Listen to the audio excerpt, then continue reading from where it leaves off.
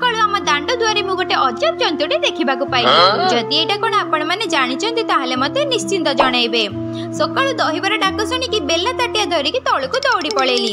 अध घंटे अपेक्षा कला परे भी अंकल आसी नथिले। फाइनली अंकल आसिकी मते दहीबरा दे देले। दहीबराटा तो सुंदर देखाउची, खाइला परे जना पड़बा केमिते टेस्ट हेची। खाइ सारी कि मुइटे टिके गाधे पाधे के स्टाइल मारथुली। आ आज लंच टा पूरा देसी हेतिला। पखाळ भात, टमाटो पोड़ा, बैगण पोड़ा, आलू सिजा ताकू चकटी की भल पागटे बने की पेटे नादी की खाइदेली। खाइकी सोईतिली सिंगाणी नाकी आसी मते आज सरप्राइज दे देला।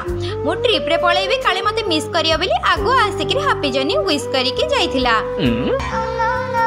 तापरे मो मुहर पूरा बैंड बजी जाइथिला। सेति भाई मु चली गले टिके स्किन केयर करबी बोली। प्रथमे मुहटा को धोइकी मु एठी गोटे हिमालय रा स्क्रब टे अप्लाई कली। भल कि 15 मिनिट जाए घसी घसी मुहटा को धोई देइतिली खाली पानी रे। तापरे मु एठी गोटे हिमालय रा फेस पैक टे अप्लाई करूची। 15 ରୁ 20 मिनिट ताको सुखिया पई छाडी देली। तापरे नॉर्मल वाटर रे धोई देली।